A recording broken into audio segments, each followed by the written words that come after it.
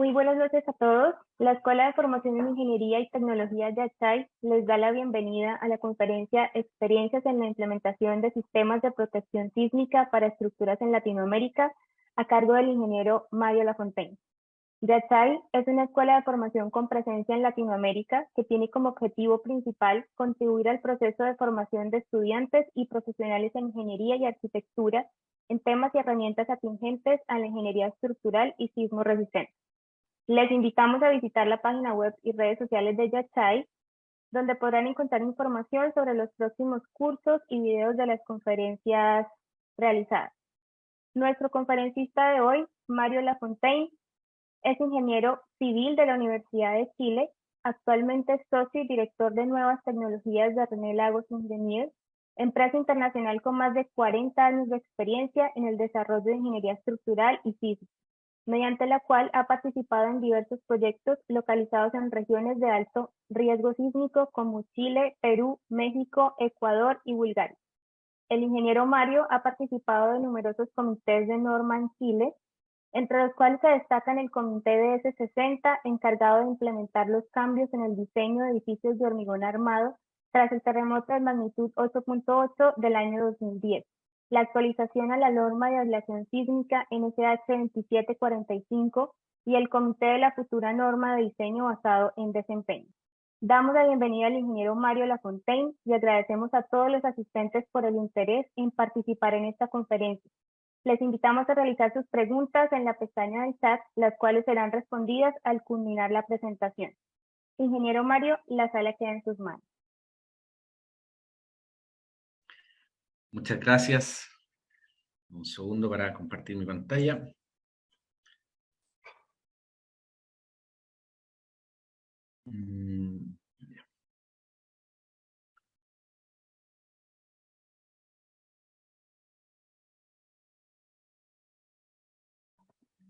¿Me confirman, por favor, que vean mi pantalla y si la diapositiva está cambiando o no? Sí, ingeniero, todo está correcto. Y cambia la diapositiva, porque todavía no También. descubro por qué esto funciona la mitad de las veces y la otra la mitad de las veces no. Bueno, primero que nada, muchas gracias por la invitación, Federico, Brian, a toda la Escuela de Formación en Ingeniería y Tecnología Yachay.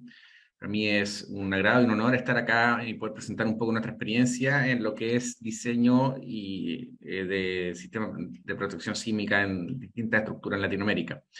Y en la presentación de hoy voy a buscar poder compartir un poquito de esto, enfocado básicamente en las dos grandes vertientes de protección sísmica, que son aislación sísmica y disipación de energía.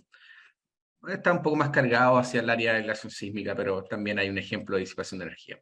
En ambos conceptos también vamos a mostrar ejemplos de proyectos reales y estaré encantado de poder resolver cualquier pregunta que ustedes tengan al final de la presentación. Entonces, primero que nada, hablando un poquito, vamos a partir con aislación sísmica.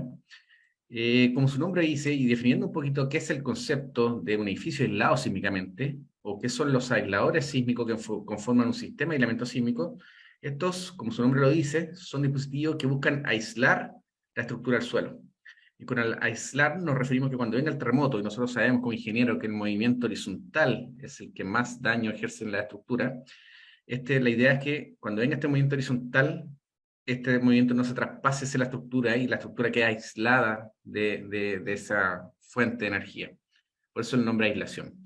Entonces, si esto está bien diseñado y cumple su objetivo, lo que logramos básicamente es que la deformación lateral que el terremoto impone en la estructura, que sabemos que correlaciona, es la que correlaciona finalmente con muchos de los daños, esta se tiende a concentrar en los aisladores, como se ve acá en esta figura a la izquierda, y la estructura sobre los aisladores, que es la que está protegida simplemente, se tiende a comportar como un cuerpo rígido. Eso es en el caso que está bien diseñado.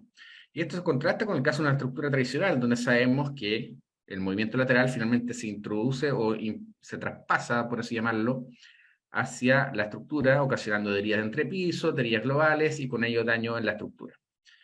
Dispositivos de aislamiento hay básicamente dos, ¿ya? En la práctica se ocupan dos, hay otros también, y hay harta innovación respecto a este tema. Uno son los aisladores elastoméricos y otros son los péndulos friccionales. Vamos a hablar de los dos un poquito, aunque la charla está más orientada a los aisladores elastoméricos, que todavía, en base a mi experiencia, siguen siendo los mayoritariamente usados, al menos en Latinoamérica. Entonces, ¿cuál es la consecuencia de colocar estos dispositivos acá en la base? Primero que nada, el sistema, llámase sistema de estructura aisladores, tiende a aumentar su periodo de vibración natural, ¿ya? Y eso trae la consecuencia natural inmediata. Todos sabemos que aumentamos el periodo y tendemos a bajar las aceleraciones. Por otro lado, las deformaciones, nosotros sabemos si este mismo espectro de aceleraciones que representa la banda sísmica, ahora lo traspasamos a un espectro de desplazamiento o deformaciones, las deformaciones tienden a aumentar por el aumento de periodo, usualmente. Sin embargo, esta, como anticipamos previamente, este aumento de desplazamiento se concentra básicamente en los aisladores. Entonces, a pesar de que aumentemos el periodo, finalmente la estructura propiamente tal tiende a bajar el nivel de deformación en el entrepiso, como vamos a ver en un par de ejemplos más adelante. En algunas veces, esto no es un requisito, es algo que usualmente se hace para hacer el diseño también más económico, se incorpora además dispositivos de disipación de energía para agregar amortiguamiento extra a la estructura. Y esto puede materializarse de distintas maneras. Una, por ejemplo, y el más común usado, es agregar un núcleo plomo en los aisladores.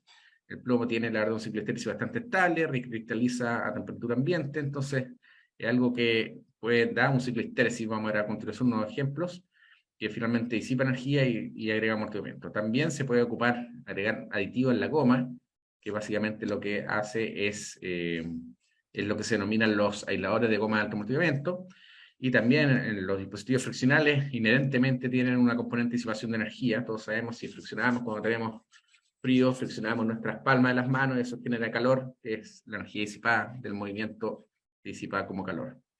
Y también puede haber otros me refiero, por ejemplo, colocar en la interfaz de aislamiento, que vamos a ver después qué es lo que es, disipadores de energía viscosos. Los japoneses ocupan mucho eso para mitigar de cierta manera la gran demanda de formación que los aisladores tendrían que acomodar en caso de no colocar mayores fuentes de disipación de energía.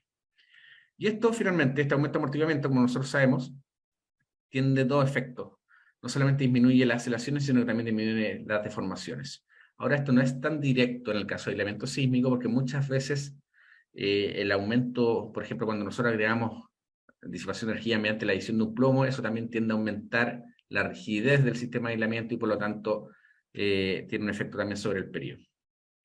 Ahora, ¿cuál es el resultado de todo lo que he dicho hasta ahora? Finalmente, primero que nada, al tener menores aceleraciones, vamos a tener menor daño en el contenido, en la estructura, es decir, todos los elementos susceptibles a dañarse por aceleraciones grandes como estanterías, equipos pesados, esbeltos, que tengan su centro de gravedad alto, van a ser mucho menos probables de que esto se vuelque, ¿ya? Número uno. Acá vemos dos ejemplos de este tipo de daño. Y por supuesto también menor percepción del sismo. Ya nosotros percibimos las aceleraciones fuertemente cuando un terremoto azota en una estructura, y en una estructura aislada, esto es un hecho empírico comprobado, el sismo se siente menos intenso. Por otro lado, tenemos también menores deformaciones en la estructura propiamente tal. Recordemos, hay mayor deformación neta, pero esta se concentra en los aisladores, si es que está bien diseñado. Y el efecto de menor deformación en la estructura podemos dividirlo en dos. En el caso de los menores deformaciones de entrepiso, eso va a causar sin duda alguna un menor daño en los elementos no estructurales, tipo tabiques, que históricamente han mostrado que aún en estructuras que no han tenido grandes daños en sus elementos estructurales, tienden a romperse para deformación entre piso no muy grande, 0,5 por mil, ya muchos de estos tabiques se rompen, salvo que haya un diseño sísmico asociado atrás, y eso en la práctica no se hace mucho, salvo para proyectos muy especiales. Y también tenemos menores daños estructurales, esto ya relaciona tanto con la deriva entre piso, en el caso de las estructuras basadas en pórtico, y con la deriva global, es decir, el desplazamiento de techo y en la altura total de la estructura, en el caso de estructura basada en muros o placas. Y acá vemos un ejemplo voy a apagar el volumen, eso sí, de un ensayo a escala natural que se hizo en la Universidad UC de San Diego. Esta es una estructura que está montada, bajarle el volumen ahí, está montado sobre una mesa vibradora a escala natural, y es una estructura que simula ser un hospital, ¿ya? Y se ensayó tanto, primero con aislamiento sísmico en la base, y después le sacaron los aisladores y lo ensayaron nuevamente, y midieron un montón de cosas. Acá solamente les voy a mostrar un poco un video para que vean algunos aspectos generales. Le aplicaron en este caso el 100% del sismo del 2007 en Pisco, en Perú. Acá a la izquierda se ve la estructura en base aislada, a la derecha la estructura en base fija. Primero que nada, desde lejos, algo se nota que esto tiende a vibrar con un periodo mucho más largo, ¿cierto? Vamos a ver después, desde cerca se ve más la diferencia en comportamiento.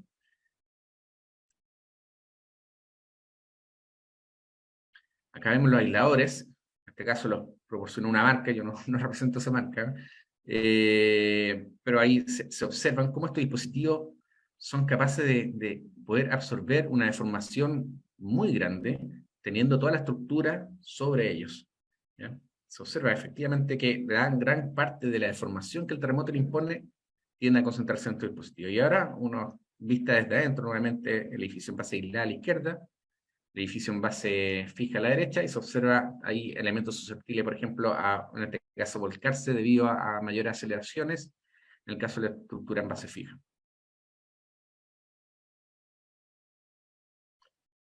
Ahora, si nos vamos un poco a los tipos de aisladores elastoméricos, básicamente tenemos dos tipos.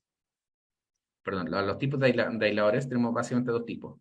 Los elastoméricos y los friccionales, como dijimos anteriormente.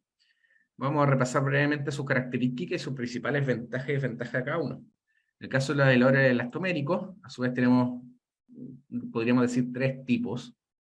Primero que nada, el aislador de goma natural, o RB por rubber bedding. Es un aislador que no tiene alto amortiguamiento, no tiene estos aditivos que le entregan un amortiguamiento extra y que tienen también otras consecuencias, como mayor scrying y unas cosas técnicas que no quiero explicarla hoy día. Este mismo aislador se le puede colocar un núcleo plomo, como se observa acá en la figura a la derecha. Se ve en el centro, a veces pueden ser dos núcleos plomo, no siempre tiene que ser uno solamente. Y vamos a ver después el efecto que esto tiene, pero algo adelante, básicamente le entrega una capacidad de disipación de energía a este aislador de goma natural. Y también tenemos los aisladores que disipan energía no mediante la adición de un núcleo plomo, sino que mediante la modificación de las propiedades de la goma, que son los aisladores de goma de alto amortiguamiento. Esto básicamente, si nosotros hacemos un corte de un aislador elastomérico, vemos algo como esto, que básicamente es acá llamamos una torta de mil hojas en Chile, donde tenemos intercalados capas de goma y capas de acero, ¿ya? Las capas de goma usualmente van entre, yo he visto hasta 5 milímetros de espesor, hasta 10 milímetros es el rango, las capas de acero entre 2, 3, 4 milímetros, dependiendo de las solicitaciones y desplazamiento y tamaño del aislador que tenga que resistir. Y la gracia de esto, al disponerla de esta manera, es que axialmente tenemos una gran rigidez, ¿ya? Similar a la de una columna de hormigón armado de la misma sección. Sin embargo, lateralmente tenemos una gran flexibilidad, ¿ya? Y eso nos permite lograr lo que vimos en las diapositivas anteriores, que es que efectivamente cuando venga el terremoto, la parte importante o que más daño genera en la estructura, que el movimiento horizontal, tienda a concentrarse en este dispositivo, como vimos en el video del ensayo en California.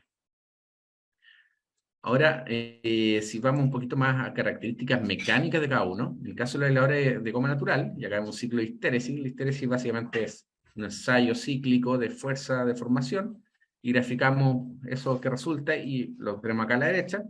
En el caso de los aisladores de goma natural, como ustedes pueden ver, vamos a ver las ventajas y desventajas. En el caso de las ventajas, es que, primero que nada, es muy fácil de mover, ¿ya? Esto es prácticamente un resorte de rigidez constante, no cambia prácticamente nada. Esto lo podríamos modelar nosotros como un resorte tal como lo pasamos en la universidad. Esto, a su vez, puede ser muy flexible, ¿ya? Y eso vamos a ver a continuación, que es algo que necesitamos para que el sistema se comporte como yo lo mostré en los videos, y se concentre la formación de los aisladores. Necesitamos que sean bastante flexibles. Y esto nos ayuda a llegar a esa flexibilidad. Y esa trae la ventaja, ahora vamos a ver en comparación, por ejemplo, con la aisladora del núcleo plomo, de que estos no necesitan terremotos de intensidad tan severa para empezar a funcionar, ya para activarse. Pero para terremotos pequeños ya el sistema de aislamiento sísmico con el aislador de goma natural va a empezar a trabajar como un aislador sísmico. La desventaja es que esto nos genera una disipación de energía significativa. Nosotros vemos acá el área bajo la curva, que la energía disipada en un ciclo de histéresis es muy pequeña. Entonces esto no va a entregar disipación de energía a la estructura. Y por lo tanto, las deformaciones que va a tener que acomodar el aislador van a ser importantes. Y no solamente acomodar el aislador, sino que también toda la estructura va a tener que tener la libertad de movimiento en torno a su contorno, no aislado, y eso va a generar un gap sísmico, una junta sísmica mayor, ¿ya? Otra desventaja, por así llamarlo, en comparación con los dispositivos friccionales de los aisladores basados en elastómeros, es que el periodo depende de la masa, ¿ya? Y por lo tanto, alcanzar grandes periodos para estructuras muy livianas, me faltó acá colocar eso, podría ser difícil, ¿ya? ¿Por qué? Porque en estructuras muy livianas vamos a tener que tener una rigidez muy baja para llegar a periodos largos, y eso, la rigidez tiene una cota inferior a la cual puede llegar, que va a depender de la carga axial que tenga que resistir el aislador y de las deformaciones que tenga que resistir también. Y otra ventaja también común a todos los aisladores elastoméricos es que son sensibles al fuego, ¿ya? Obviamente la goma no es un material que sea muy resistente a la alta temperatura. Entonces, cuando estos dispositivos están en zonas con riesgo de incendios, tienen que ser cubiertos con algunas mantas que los protejan y que le den una cierta certificación de fuego. En el caso de los aisladores de núcleo plomo, acá estoy graficando el mismo aislador anterior, solo que se le agrega un plomo, ¿ya? Y el ciclo histérico, como ustedes pueden ver, pasa de esto a esto de acá. La rigidez acá, rigidez tangente o postfluencia, es prácticamente la misma que en el caso sin núcleo plomo. La diferencia es que tenemos una fuerza de activación bastante más grande, que es lo que nos genera acá la disipación de energía, que podemos ver hay una gran disipación de energía y esto entrega un gran amortiguamiento. Podemos llegar a amortiguamiento fácilmente del 30% con aisladores de núcleo plomo. ¿Ya? Eso es la ventaja, por un lado, es que también es fácil de modelar. Esto se puede modelar con un modelo bilineal clásico, no tiene otra ciencia. Como dije anteriormente, podemos llegar a grande amortiguamiento y eso baja finalmente la deformación en los aisladores, lo cual hace su diseño más económico. También hace que los impactos de segundo orden sobre la estructura, que vamos a hablar de eso un poquito más adelante, disminuyan también. Y también esta junta sísmica que dijimos que la estructura tiene que tener para que se pueda mover en torno a su entorno no aislado, también tiende a ser menor. La desventaja es que acá necesitamos 15 toneladas aproximadamente de fuerza lateral sobre este aislador para que recién empiece a fluir, para que el plomo fluya y el aislador empiece a agarrar su flexibilidad. Entonces, esto trae la consecuencia de que para sismos de intensidad no muy elevada puedan no activarse, que el plomo no fluya, y en esos casos la estructura se comportaría como una estructura en base fija. Y bueno, las otras dos desventajas que vimos también en el caso de los aisladores de goma natural, que es que el periodo depende de la masa, por lo tanto podría ser difícil alcanzar grandes periodos para estructuras livianas, y que también son sensibles al fuego. Están también los aisladores de goma de alto amortiguamiento, acá vemos un ejemplo de ellos. Estos son parecidos a los aisladores de núcleo plomo, solo que el amortiguamiento es menor. El amortiguamiento que se alcanza con esto es del orden entre 6 a 12, 13%, eso es lo máximo que he visto yo. Son más no lineales, ya acá vemos que la pendiente postfluencia tiende a ser menos constante de lo que es en el aislador con núcleo plomo o el aislador de goma natural. Por lo tanto, son más difíciles de modelar, no están directos. El ETAPS ahora trajo un nuevo modelo, la verdad que nunca lo he ocupado, eso sí, he ocupado ETAPS, pero para modelar aisladores con goma natural y con núcleo plomo. Pero se puede, ¿ya? Se puede modelar con el ETAPS. Y una desventaja también que muestran este tipo de aisladores es que el primer ciclo, como ustedes pueden ver acá de histéresis, es mucho más rígido y mucho más resistente, es decir, le impone una fuerza a la estructura mucho mayor por un mismo desplazamiento que los otros ciclos. Y ese fenómeno se conoce como scrying y es bastante común en la goma. De hecho, nosotros podemos verlo cuando tenemos un globo para inflar, que siempre la primera vez que lo estiramos o pone una resistencia bastante mayor y después se tiende a ablandar. Este es exactamente el mismo efecto. Entonces vimos la ventaja, genera un amortiguamiento moderado, y es ventaja que es altamente no lineal, por lo tanto modelarlo de manera más precisa es más complicado y que tiene el scrying un poco más pronunciado. El scrying también es algo que existe en los otros aisladores, solo que menos pronunciado. Acá también vemos que el primer ciclo es más rígido y genera una resistencia mayor, pero no es tan distinto a los otros ciclos como sí lo es en este caso. Después, yendo a los casos de los péndulos friccionales, o los dispositivos friccionales, porque no solamente hay péndulos, hay también deslizadores. Acá, básicamente, el concepto principal es deslizamiento relativo entre dos superficies. Y acá vemos un péndulo simple, y se ve, acá tenemos una superficie de deslizamiento de teflón, que desliza sobre una superficie pendular de acero inoxidable usualmente. Existen también otros materiales, pero este es el más comúnmente usado. Teflón o PTFE. El péndulo friccional simple, como les mencioné recientemente, consiste en una única interfaz de deslizamiento Y la principal ventaja de esto, primero que nada, que tenemos un amortiguamiento, una disipación de energía debido a la fricción inherente, ¿ya? Y lo otro es que el periodo no depende de la masa, ¿ya? Esto lo descubrió Galileo hace mucho tiempo. El periodo de un péndulo es 2pi dividido en el radio de curvatura, o el radio del péndulo, largo del péndulo, mejor dicho, dividido en g, de la gravedad. Entonces, con esto yo puedo llegar a periodos largos, incluso en una estructura que que no tiene grandes masas. Esto es distinto en el caso de un dispositivo friccional, perdón, elastomérico, donde el periodo es igual a 2pi raíz de la masa dividido en la rigidez lateral, ya que es la ecuación clásica del periodo de un oscilador de un grado de libertad. Acá vemos que no está la masa, ¿ya? Sino que depende netamente del largo del péndulo. Y eso nos permite, como decía recientemente, llegar a periodos largos en estructuras incluso que tienen poco peso o poca masa. Por otro lado, esto es bastante importante en algunos proyectos en particular, es que, como vemos acá, la rigidez efectiva, si llamémoslo rigidez efectiva como la fuerza y el desplazamiento en algún punto del ciclo de histéresis, siempre es proporcional al peso sobre el péndulo. Entonces, ¿cuál es la consecuencia de esto? Finalmente, es que si yo muevo el centro de masa en una dirección, por ejemplo, torsión accidental, el centro resultante o el centro de rigidez de la fuerza en el sistema de aislamiento tiende a moverse en la misma dirección, ¿ya? Por lo tanto, los giros debido a torsiones naturales o accidentales tienden a anularse. Esto, por supuesto, en el caso de usar siempre péndulos con el mismo radio de curvatura y cosas así, el mismo cociente de fricción. Pero esto tiende a anularse. Y por lo tanto, en una estructura donde tenemos incertidumbre respecto a la ubicación de la masa, puede ser bastante útil. Y esto porque, como vamos a ver a continuación, uno de los grandes desafíos en hacer el diseño de un sistema de elementos sísmicos es que nosotros dispongamos los aisladores de cierta manera en la planta, el centro de rigidez o el centro de reacción de las fuerzas de todos los aisladores coincida con el centro de masa o centro de donde están aplicadas las fuerzas de inercia. Esto es mucho más fácil de realizarlo en estructuras pendulares. Entonces, por ejemplo, estructuras que pudiesen tener una gran incertidumbre respecto a la ubicación de la masa, por ejemplo, una estructura industrial que pudiese tener un estanque lleno, un estanque vacío, por lo tanto su ubicación de la masa varía mucho dependiendo de cuál de esas dos condiciones está presente. Esas podrían ser naturalmente candidatas a ser aisladas con dispositivos friccionales. La desventaja, bueno, que la fricción es un fenómeno más complejo, ¿ya? Es un fenómeno también cuyo control de calidad a veces cuesta certificarlo un poco más. Existe una fricción primero inherente que hay que vencer, ¿ya? Que usualmente no es baja y que a veces puede producir fuerzas de activación del sistema bastante altas.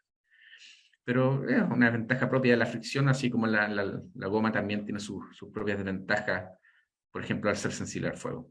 Y la otra desventaja acá es que, a diferencia de los aisladores elastoméricos, que son capaces de resistir un cierto nivel de tracción, que es pequeño, pero son capaces de resistir una tracción, los aisladores friccionales no resisten tracción. Entonces, si acá hay una fuerza que empieza a descomprimir la descarga estática sobre el dispositivo, en el momento que esa fuerza supere la carga gravitacional, esto simplemente se despega, ¿ya? Y el problema no es tanto que se despegue, el problema es que todo lo que sube después tiene que bajar. O sea, al bajar se puede generar una fuerza de impacto, ¿ya? Que eso es una fuerza vertical importante, y estos dispositivos, como sabemos acá, generan una fuerza, tienen una componente de su fuerza lateral que es friccional, y que por lo tanto es proporcional a la fuerza vertical que tengan aplicada, ¿ya? Y por lo tanto, si tiene una fuerza vertical aplicada en un instante corto de tiempo, producto del impacto producido a su vez de que esto se levantó, eso podría generar una fuerza lateral importante que puede generar desbalance y problemas torsionales.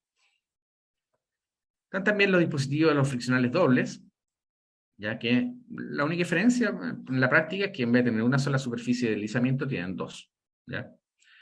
Y esto, podemos jugar con esto, con los ciclos, con los coeficientes roces distintos de ambos, y podemos generar ciclos de histéresis un poco más controlados, que primero tengan una cierta, que deslicen solamente en una superficie, y que después deslicen la otra, y se endurezca.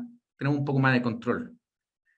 Y ahí las otras ventajas y desventajas siguen siendo básicamente las mismas que el dispositivo simple. En cuanto a los deslizadores friccionales, esto es básicamente un péndulo friccional, pero plano, ¿ya? Un péndulo friccional puede ser simple o doble también, es lo mismo, el mismo concepto. La única diferencia es que esta superficie, en vez de tener un cierto radio de curvatura, es plana, o está acá, ¿ya? Y eso es generalmente usado en los casos de estructura con elementos sísmicos para no agregar rigidez innecesaria al sistema, para agregar disipación de energía extra. Esto disipa una gran cantidad de energía acá, tenemos mucha área bajo la curva, bueno, va a depender también de la fuerza de activación.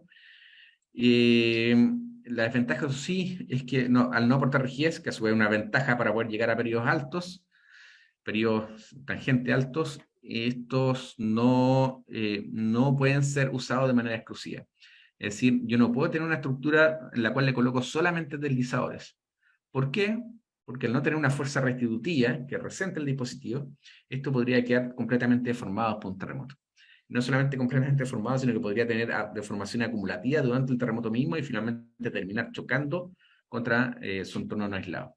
Entonces, estos dispositivos siempre son usados en combinación con otros dispositivos que sí provean rigidez o restitución lateral, como pueden ser péndulos friccionales u otros aisladores elastoméricos.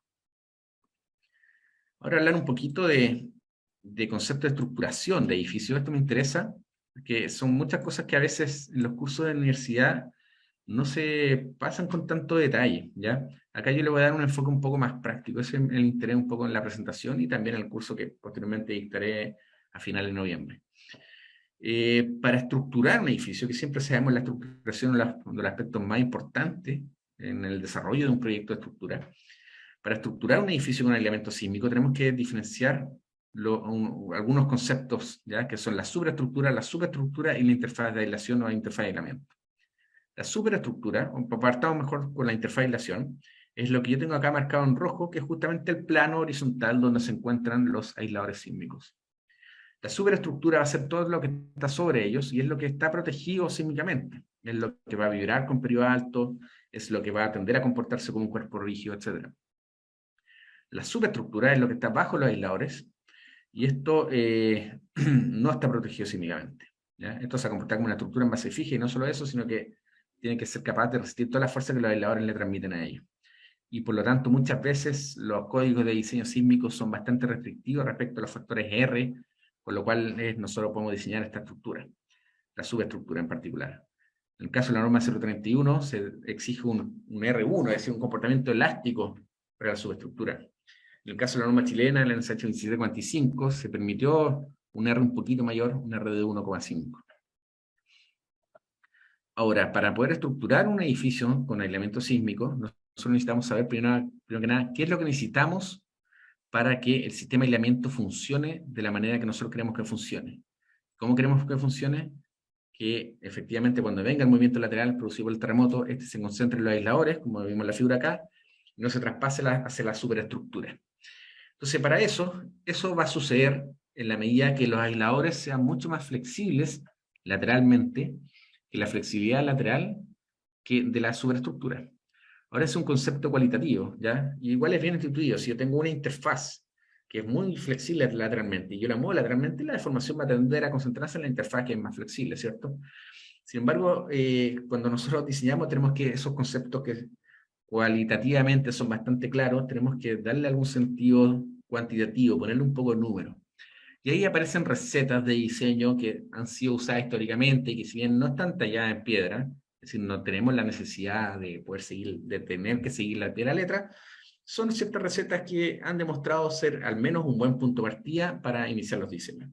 Y una de esas recetas en aislamiento sísmico es que para lograr o para poder cuantificar o certificar, por así llamarlo, que el aislamiento sísmico es mucho más flexible que la superestructura y que por lo tanto cuando llegue el terremoto la deformación lateral se va a concentrar en los aisladores y no en la estructura, es mediante esta receta de acá, que dice que el periodo de la estructura con los aisladores, periodo de vibración lateral, sea por lo menos, esto puede ser superior, pero sea por lo menos 2,5 a 3 veces el periodo que tendría esta misma estructura si yo le saco los aisladores y la dejo en su configuración de envase fija, ¿ya? Si esto se cumple, lo más probable es que cuando nosotros la evaluemos después con análisis no lineales tiempo-historia, esto efectivamente muestra un comportamiento como el que vimos en el video, con menores aceleraciones en la superestructura, con menores deformaciones entre pisos en la superestructura, con mayor deformación en los aisladores. ¿Y cómo logro esto? Que el periodo aislado, acá en vez de ser igual, debería ser mucho mayor o igual. periodo aislado sea mayor o igual a 2,5 a través del periodo en base fija, tengo dos opciones. Uno, hacer esto muy bajo, el periodo en base fijo muy alto, y esa va a ser la primera opción que vamos a ver. O lo otro es hacer el periodo aislado muy alto, ¿ya? O bajo esto o subo eso. Para bajar el periodo en base fija, que básicamente significa hacer una superestructura que sea rígida, ¿cierto? Evidente. Tengo distintas alternativas. Una, colocar muros o placas. ¿Ya? Sabemos que las estructuras de muros o placas son mucho más rígidas lateralmente que las estructuras basadas en pórticos. Lo otro es una estructura de acero, podemos colocar arrastramiento, que simula ser un muro, el mismo concepto. El problema de eso, de colocar placas en estructuras que son aisladas sísmicamente, es que después todo el cortante sísmico, que nosotros sabemos genera un momento volcante, ese momento volcante va a tender a ser resistido o mejor dicho, todo el cortante sísmico es resistido por los muros, ¿ya? O las placas. Y eso trae como consecuencia que después el volcante sísmico que genera ese corte, ya que es el corte multiplicado por la altura en la cual está aplicado, es resistido por el brazo palanca del muro que resiste el corte. Y el brazo palanca de un muro o de una placa es básicamente su largo, ¿ya? Y los largos de los muros o placas son finitos. Entonces los brazos palanca no ocupan un porcentaje importante del ancho de la planta y por lo tanto eso genera una fuerza acá, en este caso de compresión, y de tracción en este sentido que no son despreciables y pueden ser considerables. Y eso pueden ser tan considerables que incluso me descomprimen este aislador y me generen tracciones sobre él. Y eso es problemático porque, como les dije anteriormente, los aisladores elastoméricos resisten tracción, pero una tracción pequeña, nosotros usualmente queremos evitarlas. Y en el caso de los friccionales no resisten tracción, dimensiones que derechamente se levantan y vimos que, o comentamos, que ese levantamiento podría generar después un impacto importante y los problemas asociados a eso. El problema también si lo hacemos en base a pórticos, o sea, no problema. La alternativa a esto es, en vez de usar una estructura basada en base a placas, hacerlo en base a pórticos. Y eso trae la ventaja, a diferencia de una estructura en base a placa, de que el cortante tiende, o el volcante, mejor dicho, ocasionado por el cortante sísmico, tiende a ser resistido por todo el ancho de la planta. Por lo tanto, estas fuerzas que aparecen como reacción del manto volcante son bastante menores. Y eso obviamente disminuye la posibilidad de que tengamos o tracciones netas o compresiones muy importantes por acción del volcante. Ahora, obviamente esto trae el inconveniente de que a su vez es más flexible, por lo tanto me va a aumentar el periodo en base fija y eso me va a requerir de que mi periodo aislado después tenga que ser mayor para poder cumplir esta receta de 2,5 a 3 veces el periodo en base fija. Por lo tanto, en caso de estructuras muy altas, puede ser infactible usar una estructuración en base pórtico solamente para evitar tracción o compresión excesiva en los aisladores. En ese caso, lo que hay que hacer, por ejemplo, acá lo tengo graficado de manera conceptual, es buscar la manera de que el momento volcante se abra hacia columnas que están en los extremos antes de que éstas lleguen a los aisladores. O dicho de otra manera, también bajar el centro de gravedad de la estructura o el centro de masa. Y eso se logra generando acá elementos de acople muy importantes, que pueden ser vigas de 1 metro de alto, perdón, de 1 piso de alto. Y acá vemos conceptualmente cómo, primero, en un caso donde no tenemos ningún elemento estructural que tienda a abrir este momento volcante, las fuerzas axiales producidas por el cortante sísmico se tienden a ser resistidas mayoritariamente por los aisladores acá que están bajo esta placa, este muro, y la medida que yo coloco acá, coloqué una viga de 1 piso de altura, esto tiende ya a ser resistido por algo tanto por los aisladores internos como por los aisladores externos. En el caso de que yo aumente la rigidez de esto, por ejemplo, agregándole mayor altura, empieza efectivamente a los aisladores externos a participar más en resistir este momento volcante y por lo tanto a ganar brazo palanca y por lo tanto este delta de carga axial sobre el aislador ocasionado por el momento volcante tiende a ser menor. Un caso emblemático, lo voy a mostrar después, más detalle, el edificio Ñuñoa Capital, que efectivamente es un edificio bastante alto, entonces no se podía hacer en base pórtico, se tuvo que agregar un núcleo, y para poder evitar este efecto de generar tracciones se colocó una losa de 2 metros de espesor, pero no voy a adelantar mucho más porque tengo unas diapositivas más adelante dedicadas especialmente a este proyecto. Ahora, ¿qué otra cosa necesitamos? Los aisladores deben quedar empotrados en sus extremos, ¿ya? Esto idealmente, a veces tú puedes sacar una viga, ¿ya? Pero idealmente lo que buscamos es que los aisladores tengan poco giro relativo entre sus extremos. ¿Por qué? Porque ese giro daña la goma, número uno.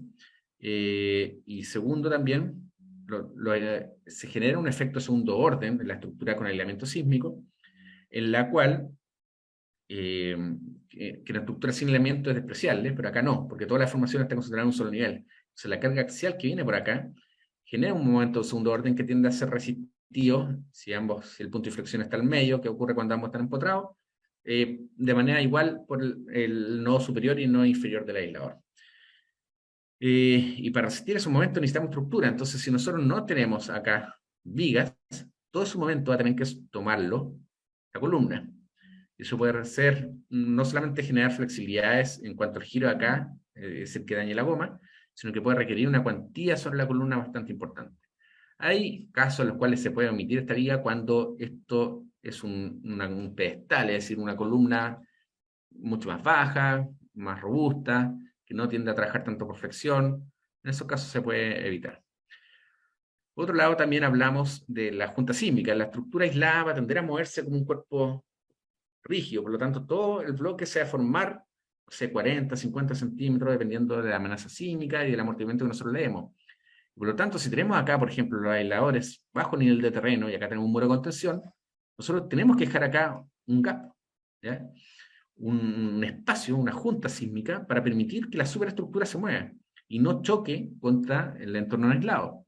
No solamente eso, sino que tenemos que asegurarnos de que este gap permanezca libre durante toda la vida útil de la estructura. Para eso tenemos que hacer manuales, tenemos que dar esos manuales, tenemos que colocar señalética y que la gente que vive acá sepa que una parte importante del diseño estructural y sísmico del proyecto donde viven es que estas juntas se permanezcan libres y sin escombros y le den la libertad de movimiento a la estructura. Ahora, no siempre, a pesar que esta técnica usualmente empezó a ser conocida como aislación basal, no siempre es necesario aislar en la base. Uno puede colocar la interfaz de aislamiento en distintos niveles. Sin embargo, cuando uno decide eso en la etapa de estructuración de un proyecto, la ubicación de esta junta, de esta interfaz de aislación, tiene bastante implicancia. Y lo quiero repasar muy rápidamente, con más detalle, obviamente, después la vemos en el curso.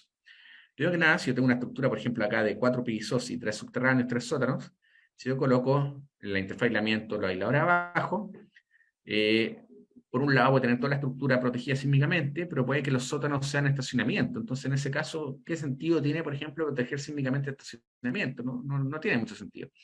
Entonces, en esos casos voy a estar colocando, voy a tener una mayor cantidad de aisladores número 1. Entonces, los aisladores van a tener que resistir más carga axial porque tienen más niveles sobre ellos que los cargan. Y por otro lado, voy a tener que dejar acá esta junta sísmica que va a hacer que la contención de tierra acá ya no pueda contar con las losas para poder contenerla.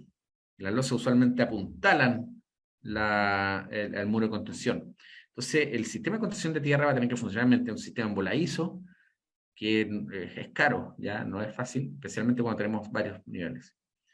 Por otro lado, si yo coloco el nivel de aislamiento solo el nivel de terreno o un piso más arriba del nivel de terreno, genera que toda la superestructura, lo que está abajo, la superestructura, perdón, tiene que ser diseñado con Rs muy pequeños. En el caso de la norma chilena le dije 1,5 y en el caso de la norma peruana 1. Entonces, cuando colocamos, por ejemplo, algo acá en el cielo del primer piso, este piso generalmente tiene que ser diseñado con una fuerza gigantesca.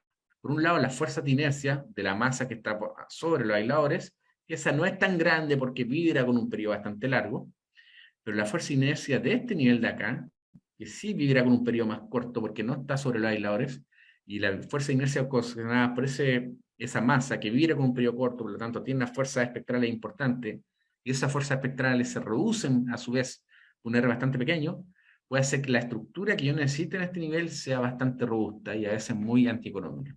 Entonces esto tampoco es una solución que yo recomiendo usarla. Esto usualmente es algo más racional cuando aíslo a nivel de terreno, ¿ya? Ahí no tengo el problema de la contención de tierra, porque acá no necesito la junta sísmica, lo que se va a mover es este bloque de acá. Y en los sótanos o subterráneos, usualmente no tengo el problema de que tenga que diseñar con RF pequeños, porque tengo los grandes muros de contención que son capaces de resistir muchísima carga. Por lo tanto, aun cuando yo le coloque un R pequeño, realmente no voy a tener problemas. Distinto que este caso acá, en el cual no tengo muro de contención en ese nivel.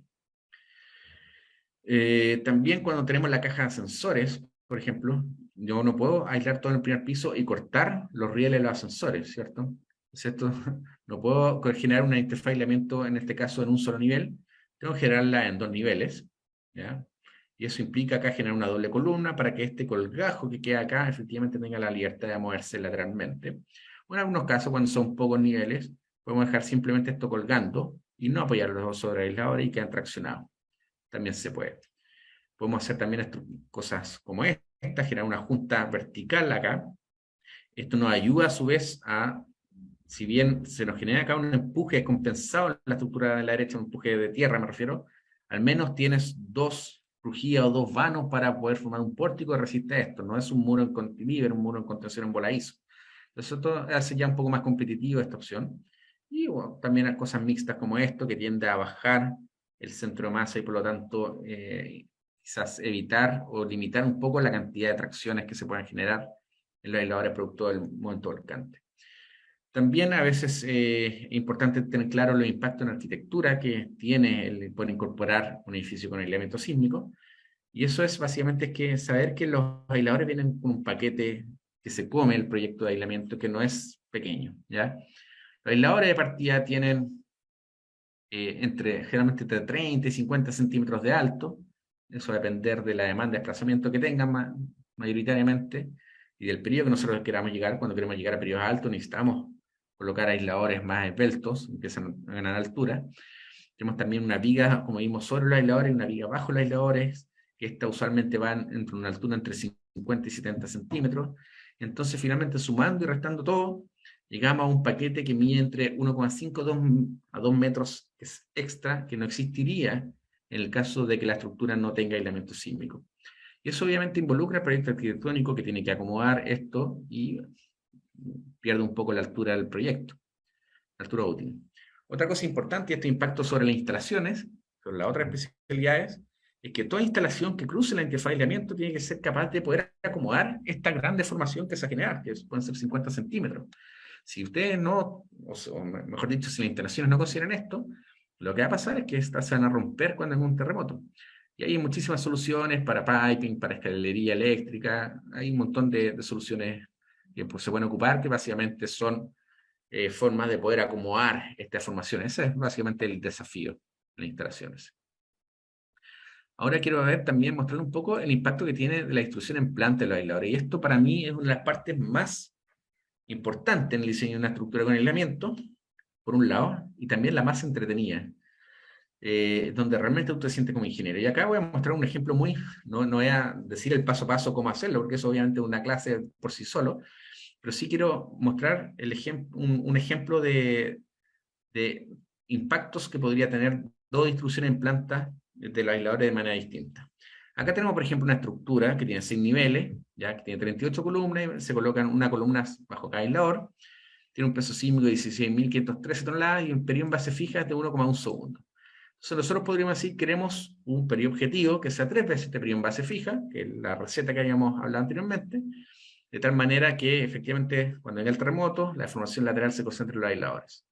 Y esto nos lleva a un periodo objetivo, es decir, nosotros como diseñadores vamos a decir cuál es el periodo de la estructura al colocar los aisladores, cosa que no podemos hacer de manera tan directa cuando diseñamos una estructura tradicional. Vamos a tener un periodo objetivo de 3,3 segundos. Y si nosotros asimilamos que esto se va a comportar, va a tender a comportarse si es que está bien diseñado con un cuerpo rígido, implica que el periodo, que podríamos aproximar este periodo con esta clásica ecuación clásica de un oscilador de umbral de libertad, donde el periodo lateral es 2pi por la masa, raíz de la masa y en la rigidez lateral. Entonces, si nosotros colocamos acá, en el periodo objetivo, 3,3 segundos, colocamos este peso sísmico, lo dimos por la aceleración de gravedad y colocamos la masa, podemos despejar la rigidez objetivo. Esa rigidez acá me da 6100, y yo acá voy a querer un amortiguamiento, por ejemplo, del 15%, porque eso me va a permitir poder limitar los desplazamientos. Entonces yo con esta rigidez objetivo, yo podría, por ejemplo, dividir esa rigidez en 38 aisladores y colocarle a todos los aisladores la misma rigidez. Pero lo que va a generar eso, y colocarle a todos los aisladores un diámetro de núcleo plomo de tal manera de poder lograr este amortiguamiento de 15%. Pero el problema si yo lo hago así, es que el centro resistente, o el centro de rigidez del sistema de aislamiento, no me va a conseguir con el centro de masa de la estructura. Eso me va a generar grandes torsiones en la interfaz de aislamiento, me va a aumentar los desplazamientos acá en la esquina, y eso va a tener impacto ya sea en el diseño de los aisladores mismos, que van a tener que ser capaces de soportar deformaciones mayores, va a tener impacto en la junta sísmica que vimos que hay que dejar, porque en la esquina se va a mover más, etcétera, etcétera. Va a generar conexiones flexibles que tengan que ser capaces de poder absorber mayores deformaciones, juntas sísmicas, etcétera, etcétera. Por lo tanto, nosotros siempre, uno de los grandes desafíos cuando hacemos el diseño de un sistema de aislamiento es distribuir los aisladores en la planta de tal manera de poder no solamente bajar la torsión, sino que hacer varios criterios, y acá los traté de resumir, ¿ya? Primero que nada, nosotros queremos aisladores que donde tengamos mayor carga axial, ten los aisladores más grandes, ¿cierto? Un criterio económico, no queremos colocar aisladores grandes en un extremo solamente para equilibrar centrologías. Eso se puede hacer, no está prohibido, pero es caro, es algo poco eficiente. Después queremos que el centro de rigidez coincida con el centro de masa de la estructura. También queremos, ojalá, maximizar la rigidez torsional, es decir, que los aisladores más rígidos estén en el perímetro, estén en el centro, ¿ya? También necesitamos que la suma de la rigidez individual de cada aislador sea la rigidez objetivo, de tal manera que el período aislado efectivamente sea el período objetivo que nosotros nos habíamos dicho, en este caso 3,3 segundos. Y también necesitamos que la suma de la energía disipada por ciclo de cada uno de los aisladores, dividido en esto, una fórmula básicamente para obtener el amortiguamiento equivalente, sea tal que el amortiguamiento del sistema sea los 15% que nos hayamos definido. Y todo esto, ojalá, haciendo la menor cantidad de aisladores distintos. ¿Y por qué esto? Un criterio económico, porque la normativa por cada aislador distinto que nosotros hagamos me exige fabricar 2 aisladores extras, que tengo solo aisladores de prototipo y que tengo que ensayarlo, y por lo tanto, si yo tengo muchos tipos distintos, voy a tener que obligar a mi cliente a comprar muchos aisladores extra que finalmente no van a ser usados más que para los ensayos de prototipo. Entonces acá tengo 2 distribuciones. Por ejemplo, en un caso, un edificio con L, que estamos buscando acá generar una torsión natural, ¿ya? Por eso este edificio tiene forma L, y acá la parte corta de la L no tiene la misma cantidad de piso de la ría. O sea, estamos tratando de generar todas las excentricidades posibles. No ver un edificio cuadradito que lo vemos muchas veces en la sala de clases y que en la realidad después no nos encontramos con un edificio así. Entonces, en este caso, un edificio con forma L, acá están las cargas máximas sobre los aisladores. Entonces uno ve que en el centro tenemos cargas aproximadamente de 800, casi 900 toneladas, y que en el perímetro tenemos cargas menores. Entonces, en este caso, hay una distribución de aisladores número 1, que son más grandes, ¿ya? Pero que no tienen núcleo plomo, por lo tanto tienen una rigidez lateral de 101 toneladas fuerza por metro, y que tienen que resistir hasta 898 toneladas. El aislador tipo 2, a su vez, tiene que resistir una carga menor, pero a este sí le colocamos plomo, ¿ya? Por lo tanto, tiene una rigidez menor a pesar de ser un aislador de menor diámetro o más chico, y tiene, el aislador por sí solo tiene un amortiguamiento de 24%, y el aislador tipo 1 no tiene amortiguamiento. Entonces el amortiguamiento del sistema combinado lo puse acá, 14,8%, muy cercano al que nosotros queremos.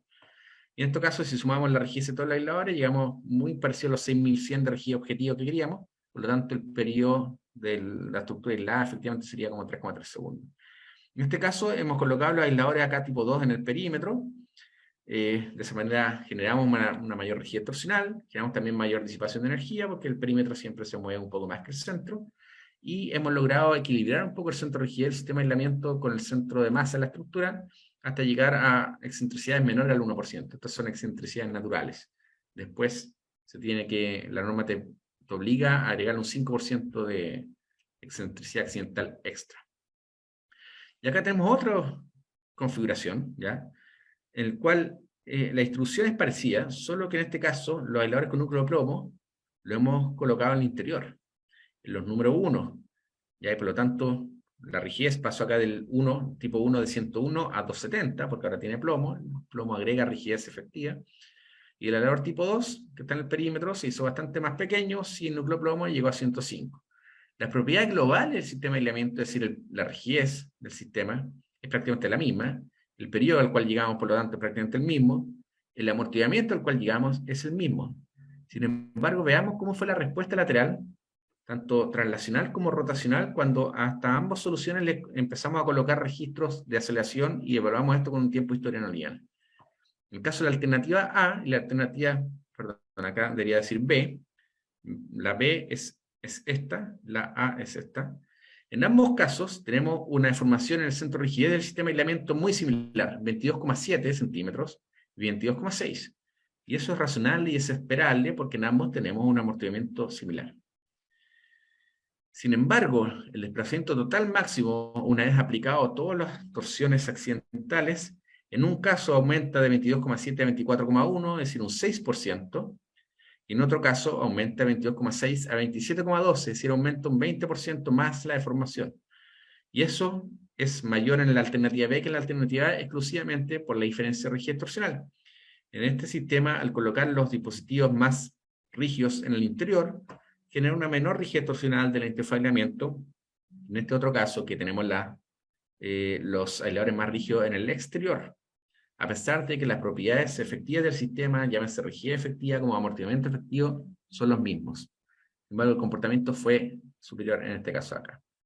Es un ejemplo que quiero mostrar de lo importante que puede tener la distribución de los aisladores en planta. Y reitero, para mí es la parte más importante del diseño de aislamiento sísmico y que muy pocas veces se ve con detalle en los cursos de universidad, donde muchas veces sabemos cómo diseñar un aislador individual, pero nos dan pocas herramientas para poder distribuir esto de manera eficiente en las plantas.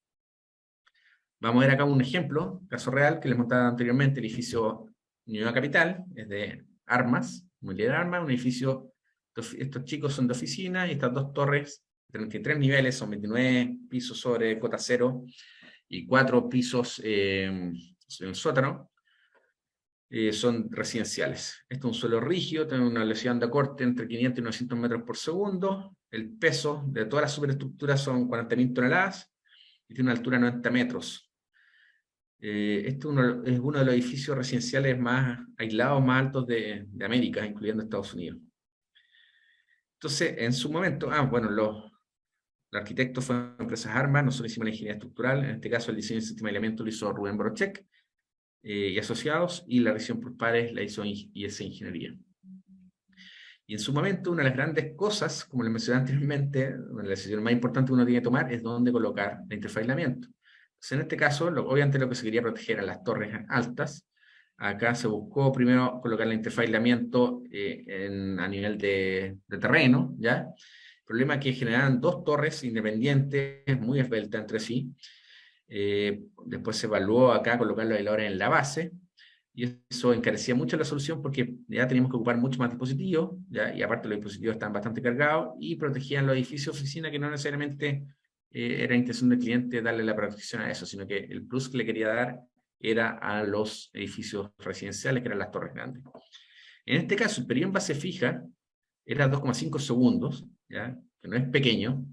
Ahora después, a qué periodo aislado se logró llegar. Y en este caso, para llegar a esos 2,5 segundos con la altura que tiene, se tuvo que ocupar acá un sistema de muros o de placas, si no era imposible. Un sistema pórtico hubiese llegado a ese periodo a 4 segundos, y hubiese sido imposible aislarlo sísmicamente, hubiésemos tenido que llegar a un periodo aislado de 10 segundos, cosa que no es factible. En este caso se ve una estructuración muy similar a cómo se acostumbran acá en Chile a estructurar los edificios de oficina, donde se colocan muros o placas en torno a la zona de circulación vertical. Acá tenemos ascensores, escaleras, se coloca un gran núcleo muy potente ahí, que tiende a prácticamente dar toda la región lateral del piso, y en el perímetro un pórtico que le da rigidez, una rigidez extra, y aparte le da rigidez torsional a la estructura propiamente tal.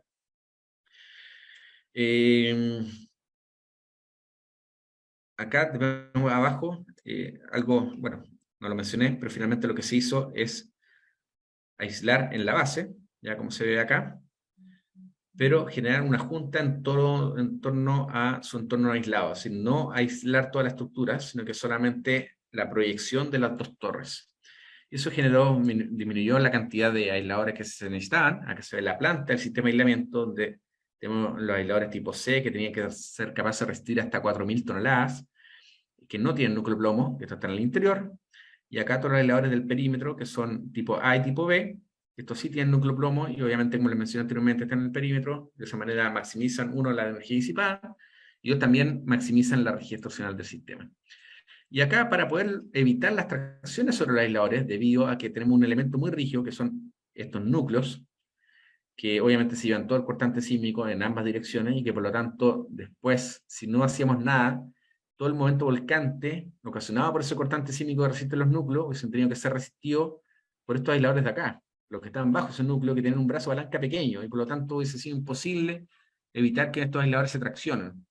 Y en vez de resistir 4.000 toneladas de compresión, hubiese tenido que ser 6.000 toneladas de compresión. Entonces, para poder minimizar ese efecto y lograr abrir el volcante, que es el concepto que les dije previamente, se colocó un sistema, en este caso una losa de 2 metros de espesor, justo antes de llegar a los aisladores, que lo que hace es actuar como una viga de acople y abrir el movimiento volcante o acoplar el elemento estructural exterior, que en este caso es una columna, con el núcleo. Acá nosotros se evaluaron dos opciones. Una era una viga de 3 metros de alto, o lo otro era una losa de 2 metros de espesor, parejo. En este caso la constructora, por razones constructivas, a pesar de que los costos de construcción directo eran más caros, se fue por la opción de la losa. La amenaza sísmica del sector también fue hecha por la oficina de Rubén, y la verdad la demanda sísmica era bastante importante. Acá vemos la demanda sísmica normativa, que eran 30 centímetros por un 5% de amortiguamiento para el sismo de diseño. En este caso se tuvo que diseñar esto para 47 centímetros. Esto con 5% de amortiguamiento, obviamente con el amortiguamiento esto baja. Y finalmente lo que resultó en el diseño es esto de acá. El desplazamiento en el centro de rigidez para el sismo de diseño fue de 215 milímetros. Para el sismo máximo, que en Chile está definido como 1,2 veces el sismo de diseño, en Perú es 1,5 veces. El espectro de la E030 dio 288 milímetros. Y el desplazamiento total máximo en la esquina, 321 milímetros. ¿Ya? Vemos acá las cargas máximas y mínimas en cada uno de los aisladores en kilonewton. Como les decía, los aisladores acá del centro tenían que resistir hasta 41.000 kilonewton o 4.100 toneladas, y ningún aislador llega a traccionarse, gracias a esta losa que se coloca acá. Acá se ve un poquito la geometría de los aisladores y la empresa que los proveyó. El aislador más grande tenía 1,5 metros de diámetro, y una altura de 81 centímetros, incluyendo todo. Son aisladores importantes, no son aisladores más grandes que lo común. El amortiguamiento del sistema completo para el sismo de diseño fue un 25%, para el sismo máximo un 20%, y los periodos aislados 5,3. ¿Ya? Si esto lo dividimos en el periodo en base fija, da una razón de 2,2, es decir, no cumple esta receta que yo les dije. Y esto netamente porque es un edificio más alto, un edificio de 33 pisos finalmente son los que están aislados. Entonces, al no cumplir eso, lo que nosotros esperamos es que el sistema de elementos funcione, pero no pierde un poco de eficiencia debido a la flexibilidad de la superestructura. ¿Ya?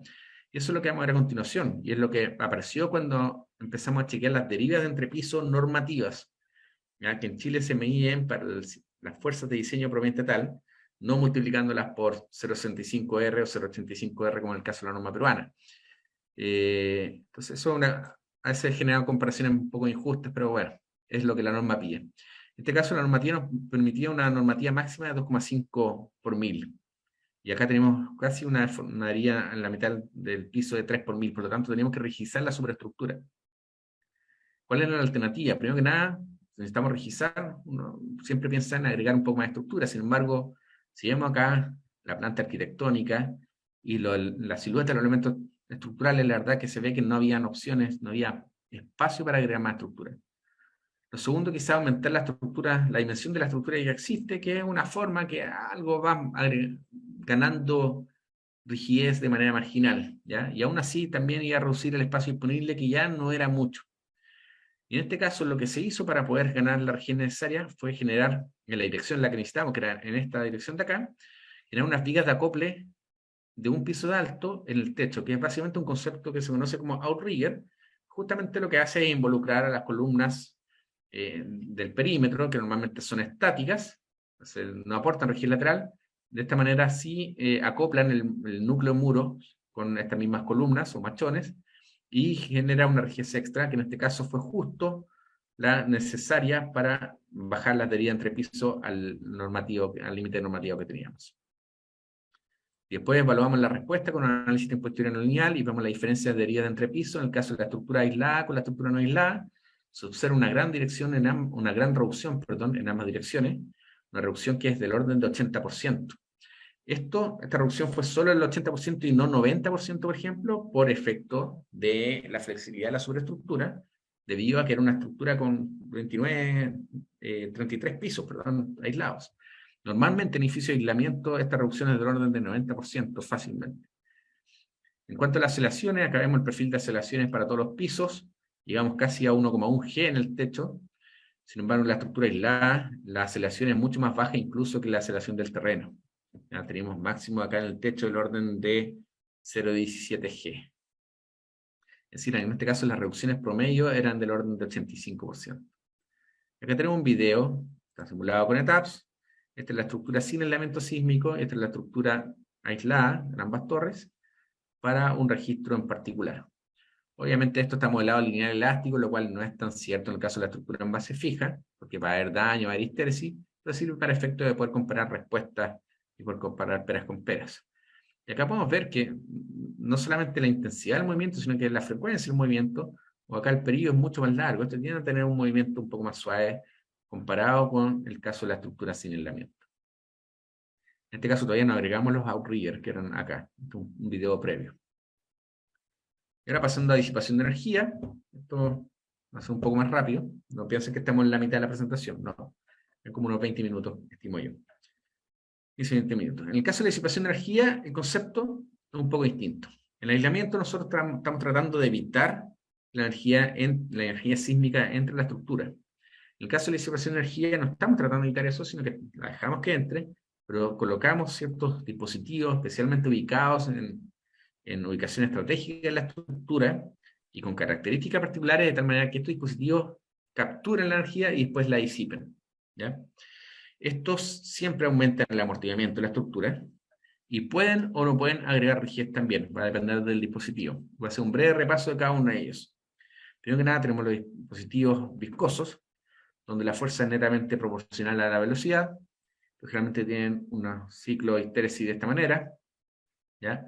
Y esto usualmente la fuerza está fuera de fase con la fuerza elástica, es decir, la máxima fuerza que genera el dispositivo es cuando la velocidad es máxima, y esa velocidad máxima no ocurre necesariamente cuando el desplazamiento es máximo, están desfasados.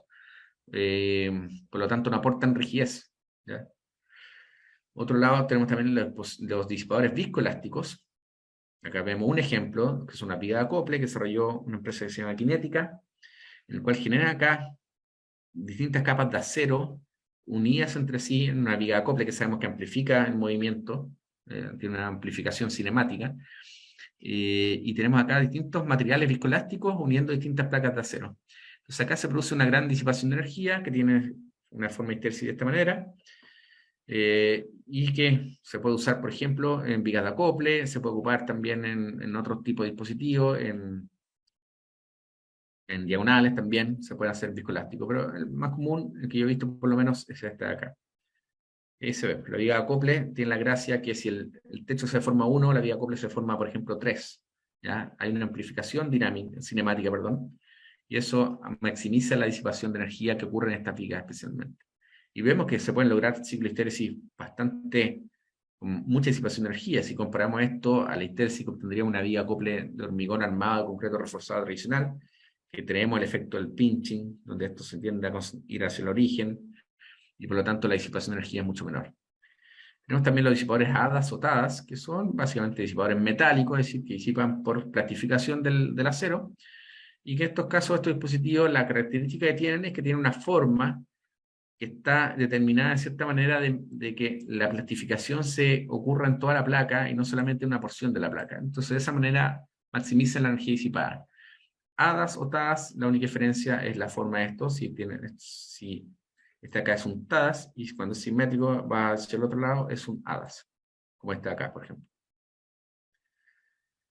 Tenemos también las diagonales pandeo restringido, que esto no es nada más que una diagonal común y corriente, solo que no se mantea. Acá tenemos el ciclo de histéresis, por ejemplo, de una diagonal tradicional en línea punteada, donde en tracción tiene un comportamiento bastante estable, ¿ya? Pero cuando llega a compresión se pandea.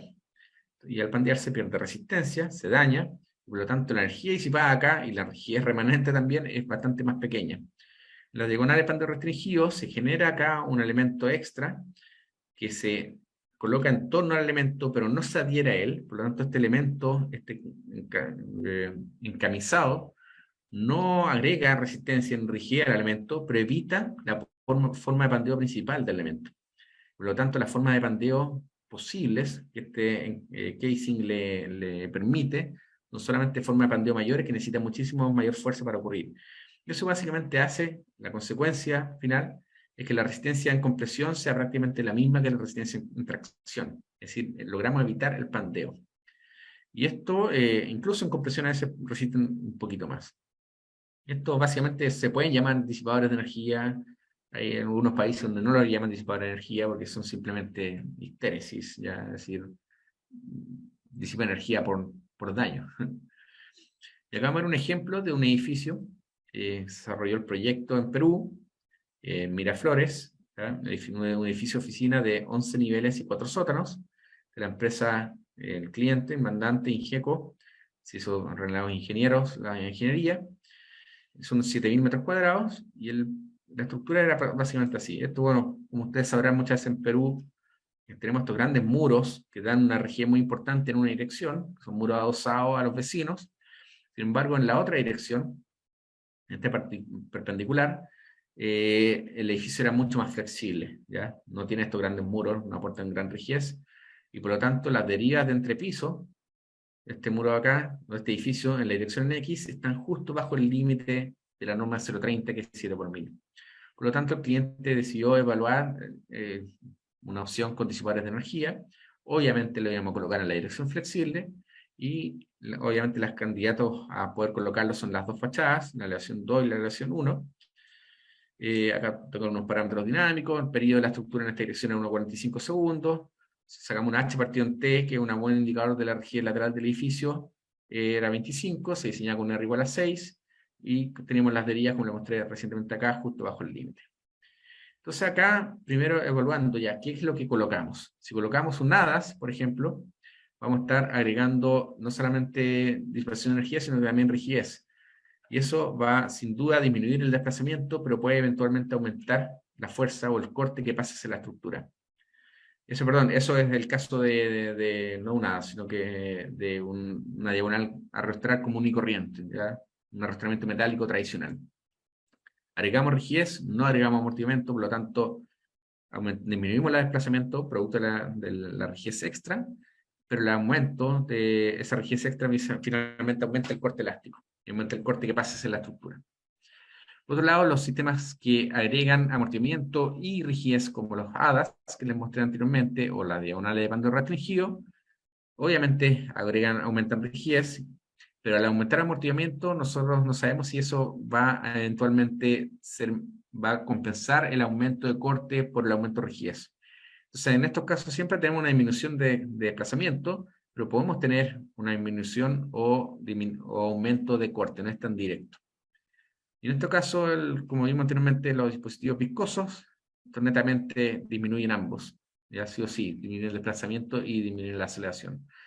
La desventaja es que a veces cuando son estructuras muy rígidas no disipa mucha energía, por lo cual eso teníamos que evaluarlo, pero este fue el primer dispositivo que quisimos considerar. Entonces en este caso se consideran disipadores viscosos, y los potenciales beneficios obviamente eran disminuir la deformación de techo y la deformación entre pisos, con eso disminuir todo el daño estructural y no estructural. Esto es lo mismo que los aisladores sísmicos, y disminuir también la aceleración absoluta, ¿ya? Acá no íbamos a ir siempre en esta dirección, íbamos a disminuir el desplazamiento y la aceleración. Y de esa manera podíamos también proteger el contenido. Entonces, como este edificio tampoco es un edificio de 40 pisos de alto, donde nosotros coloquemos disipadores y esto naturalmente capta una deformación importante porque el edificio se forma harto, necesitamos una manera eficiente de poder maximizar la energía que estos dispositivos disipan. Y una forma eficiente para hacer eso es hacer unas perforaciones acá en estas losas, acá colocar algún elemento metálico, que básicamente lo que hace es capturar la deformación, pero ahora no solamente de un piso, sino que de 2 pisos consecutivos, ¿ya? Y acá se colocan en serie a este elemento metálico los disipadores viscosos. De esa manera podemos capturar, hacer una amplificación cinemática básicamente de la deformación, y vamos capturando la deformación de 2 pisos y por lo tanto maximizando un poco más la energía disipada. La conexión acá tiene que ser con mucho cuidado porque la idea es que estos elementos metálicos solamente actúen como capturadores de la deformación y no impidan esa deformación, porque si no, esto se transformaría en un sistema de arrastramiento común y corriente, y los disipadores que están en serie con este elemento ya no disiparían energía, porque no tomarían deformación, porque estos arrastramientos lo impiden.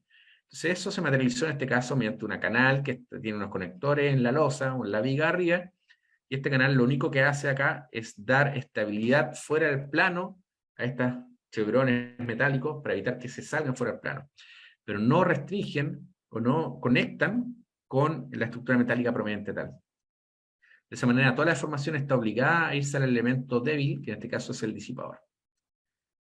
Probamos también distintas configuraciones, ya, 2 chevrones por elevación. Como teníamos una cantidad de pisos impares, podíamos colocarlo, tener esta configuración o tener esta de acá, y finalmente nos quedamos con esta acá, que es la que se ve en el 3D, en Revit ahí. Y acá viene otro tema, que muchas veces he visto que para evaluar eficiencia o evaluar el diseño propiamente tal de edificios con disipadores de energía, lo que se busca o lo que se usa es hacer un modelo lineal elástico de la estructura, en el cual lo único que no se diseña elásticamente o no se modela elásticamente es el disipador. Y la verdad que eso, si bien puede ser cierto en la estructura con aislamiento sísmico, donde el aislamiento sísmico básicamente impide la incursión en el rango inelástico de la estructura protegida, de la superestructura, en el caso de estructuras con disipación de energía, no es así, ¿ya? Hay una disminución, obviamente, en la incursión elástica, pero la incursión inelástica, ya sea por agregamiento en concreto o por derechamente fluencia en las barras, existe, ¿ya? No es despreciable, por lo tanto, simplemente modelarlo con un modelo lineal elástico en etapas genera distorsiones en los resultados. Y de hecho, si nosotros vamos a la SC7, eso está derechamente prohibido. Acá tengo un extracto del artículo 1831, donde dice que cuando tú ocupes análisis de respuesta no lineal, el modelo deberá directamente incluir o tomar en consideración por el comportamiento no lineal histerético de los elementos de la estructura y de los disipadores, no solamente los disipadores.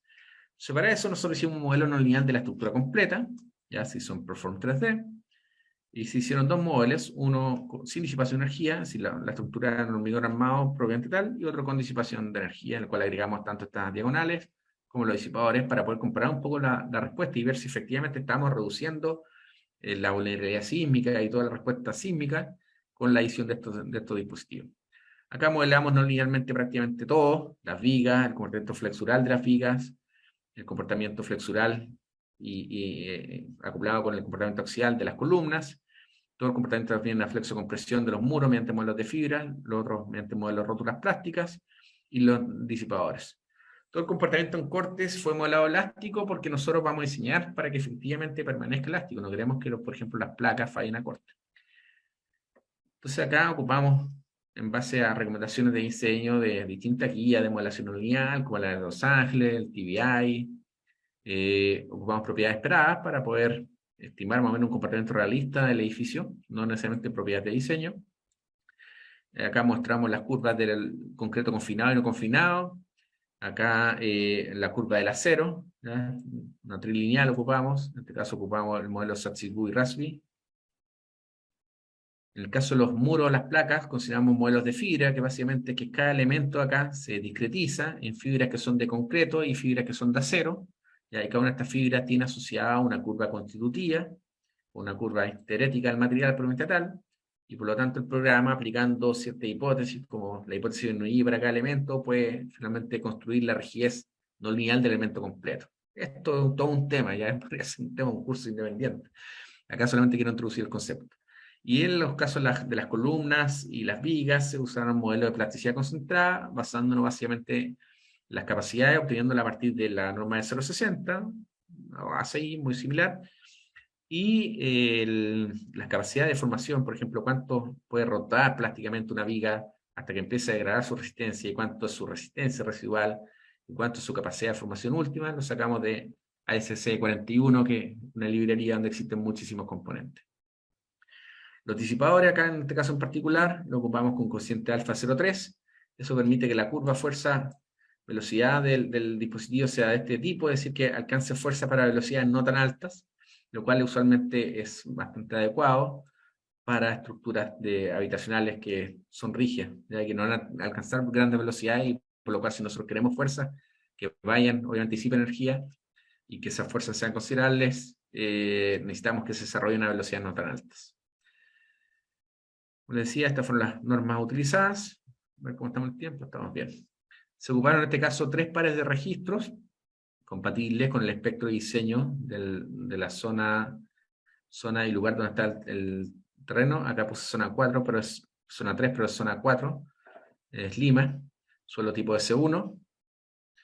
Y el amortiguamiento inherente también, que es algo importante, que es todo el amortiguamiento no modelado, es decir, sabemos que las estructuras tienen un amortiguamiento que no es ocasionado por histéresis, ya por formación de rótulas plásticas, sino que por roce de elementos estructurales con elementos no estructurales y otros mecanismos internos. Esto generalmente se modela mediante un amortiguamiento Rayleigh o una combinación de Rayleigh más modal. En este caso hicimos algo netamente Rayleigh, de tal manera que en el rango de periodo de la estructura, más o menos este de acá, digamos hasta unos 5 segundos, no tengamos un amortiguamiento mayor que 2,5%. Y ahora veamos una comparación de resultados. Primero, resultados globales. Tenemos acá en colores claros o de un poco difuminados el resultado de cada registro, y en color más fuerte el máximo del registro, es decir, la envolvente de los 3 registros utilizados. Si comparamos la envolvente de aceleración de piso, ¿ya?, del edificio sin disipador, que es este negro, versus el edificio con disipador, que está azul, es una gran reducción, promedio de 32% en la respuesta y máxima 48%. Esta es una reducción importante, pero no es tan grande como, por ejemplo, lo es en el caso de aislamiento sísmico, donde vimos que llegamos a reducciones casi 80% en la respuesta.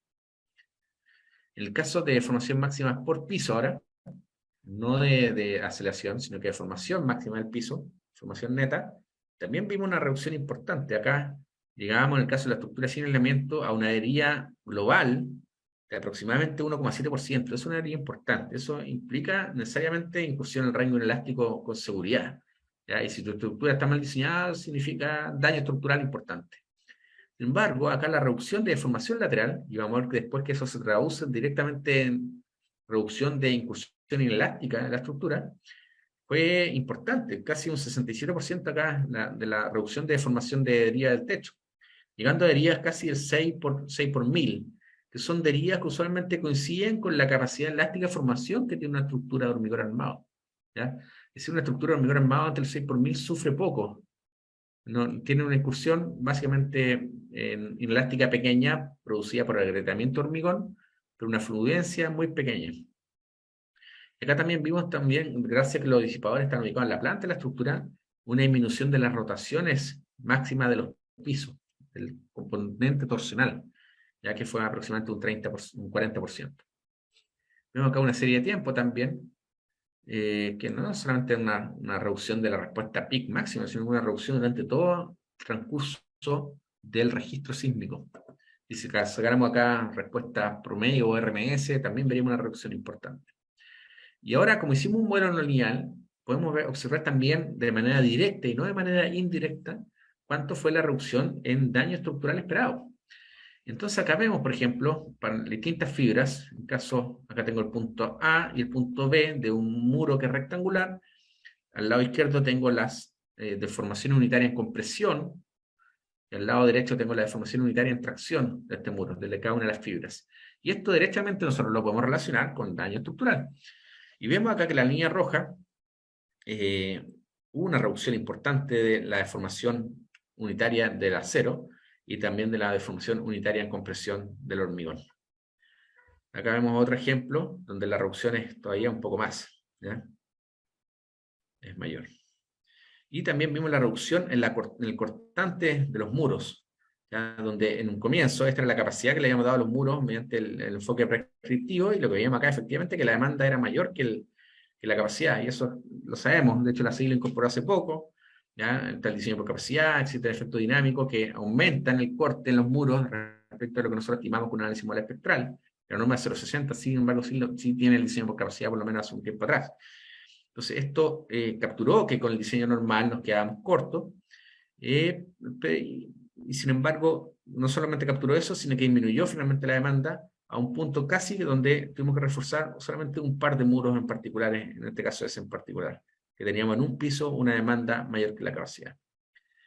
Y con esto termino. Si vemos ahora los resultados de rótulas plásticas, por ejemplo, en el caso de rotación de las vigas, sin disipación teníamos un ratio de demanda-capacidad. Estos ya son elementos controlados por deformación, es decir, acá no estamos comparando fuerza versus capacidad, sino que estamos comparando deformación plástica versus la deformación plástica asociada a un colapso local de la viga.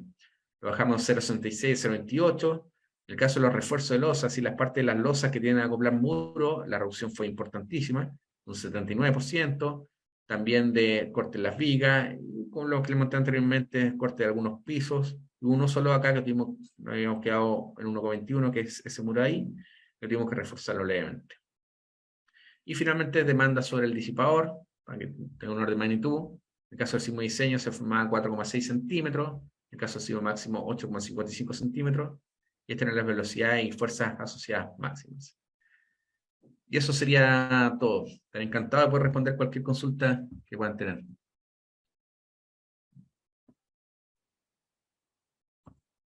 Muchas gracias, ingeniero Mario, por compartir este tema. Vamos a continuación a dar un espacio para atender a las preguntas que nos han formulado. Como primera de ellas, lo felicitan por su conferencia y preguntan, al comparar la implementación de aislamiento sísmico versus disipadores de energía, ¿qué sistema de protección sísmica es más utilizado en la práctica de ingeniería? Ya, depende del proyecto. Por ejemplo, si tenemos una estructura muy alta, 50 pisos, va a ser imposible colocar aislamiento sísmico, va a ser muy complicado porque el periodo en base fija ya va a ser muy alto. Entonces, esas estructuras son más candidatas a usar disipación de energía.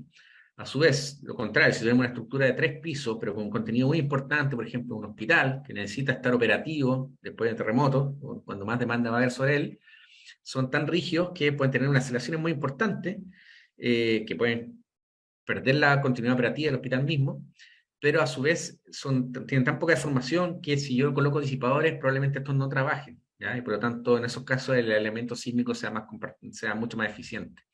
Como por ejemplo lo exige ahora la norma E031 en Perú, prácticamente todos los hospitales necesitan ser aislados sísmicamente. Entonces, la respuesta es depende, ¿ya? Depende de la característica de la estructura que nosotros queramos hacer. En Chile al menos, y me atrevería a decir que en Perú también, especialmente por este requisito que exige la norma 030 ahora de aislar sísmicamente los hospitales, el sistema más común es aislamiento sísmico por sobredisipación de energía. Muchas gracias por su respuesta. ¿Cuál es el amortiguamiento que se debe considerar al modelar una estructura con tadas, shear links y barras de pandeo restringido? Va a depender. A ver, cuando nosotros hacemos análisis tiempo-historia no lineal, no tenemos que calcular un amortiguamiento viscoso equivalente, ¿ya? ¿Por qué? Porque la disipación de energía y por lo tanto el impacto que eso tiene en reducción de demanda sísmica, que es el amortiguamiento, por así llamarlo, queda capturado directamente en la modelación. El problema es cuando nosotros queremos capturar ese efecto en un análisis lineal y elástico que no captura este ciclo histerético porque es un modelamiento lineal. Ahí hay distintas técnicas para poder estimar cuánto es el amortiguamiento viscoso equivalente. Y está el capítulo 18 de la C7 que te da un montón de guías para eso, que es estimar en el fondo el amortiguamiento equivalente a partir de un modelo bilineal y de la demanda de formación que tenga la estructura, que usualmente es evaluada con análisis tiempo historia no lineal. Pero no es, pero lo importante es que hay que tener claro que más que tener un valor que nosotros debamos considerar, finalmente el amortiguamiento al cual nosotros queremos llegar es una variable de diseño. Si nosotros tenemos que hacernos la pregunta, ¿cuánto amortiguamiento extra queremos darle a esta estructura y tratar de diseñar para eso? ¿Ya? Y después si queremos poder capturar ese nivel de amortiguamiento viscoso equivalente para poder incorporar en análisis lineales, es otro cuento y para eso está el capítulo 18 de la C7 que te puede dar guía al respecto de poder sacar un amortiguamiento equivalente. La siguiente pregunta es, ¿hubiese sido posible aislar el edificio esbelto que usted comentó con aisladores tipo péndulo friccional combinados con amortiguadores horizontales y verticales de base? ¿O quizás con otra alternativa como amortiguadores de masa sintonizada? Ya, buena pregunta. En principio yo diría que sí, ¿ya? Que sí hubiese sido posible hacerlo con péndulos friccionales. ¿Por qué? Porque se logró evitar tracciones. ¿Ya? El principal enemigo de los péndulos friccionales es cuando tenemos tracción en los elementos. Entonces, como se logró evitar las tracciones gracias a estas losas de 2 metros de espesor que están sobre los dispositivos, técnicamente hubiese sido posible. Habría que haber visto cuánto el radio de curvatura necesario, pero yo creo que sí. Ahora, habría que ver cuánto el amortiguamiento que hubiésemos tenido que llegar para llegar a algo similar, cuánto el coeficiente roce, pero yo me atrevería a decir que técnicamente hubiese sido factible. Ahora, amortiguador de masa sintonizada es otro concepto. ¿Ya? Eso no produce un aislamiento de la estructura, sino que el amortiguador de masa sintonizada es básicamente una masa de proporciones considerables respecto a la masa total de la estructura, 5% más o menos, que se coloca sobre la estructura y que esta tiene un periodo vibrar similar a la estructura. ¿Ya? De esta manera, si se logra esa sintonización, y por eso se llama amortiguador de masa sintonizada, cuando el edificio vibra a través de un terremoto y vibra a la derecha, la masa va hacia la izquierda. Y vibran con el mismo periodo, pero en sentidos contrarios. Entonces, cuando eso ocurre, obviamente la masa lo que hace finalmente es que tiende a frenar el movimiento o amortiguar el movimiento de la estructura. Pero disipa, por así llamarlo, energía de esa manera. No aísla el edificio, no evita que la energía entre al edificio. Ahora, el problema de ocupar los amortiguadores de masa sintonizada en edificios tan altos es que para que funcionen, como su nombre lo dice, necesitan estar sintonizados muy bien con el periodo de vibración del edificio. Y el periodo de vibración del edificio es algo que va variando en el tiempo, que puede variar dependiendo de la incursión elástica que tenga la estructura. ¿Ya? Si la estructura entra en el rango elástico, el periodo va a aumentar, y por lo tanto se nos puede desintonizar. Y si se desintoniza, finalmente tenemos una masa importante arriba que no está haciendo nada más que ser una amenaza ahí. Ahora, para mitigar un poco ese efecto, generalmente se tienden a agregar disipación de energía de manera complementaria al efecto inercial, por así llamarlo, que hace la masa.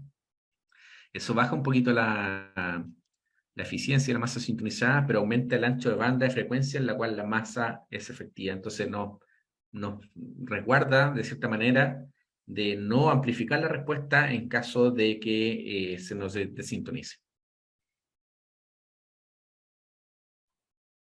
Gracias. Tenemos una pregunta de Jorge González.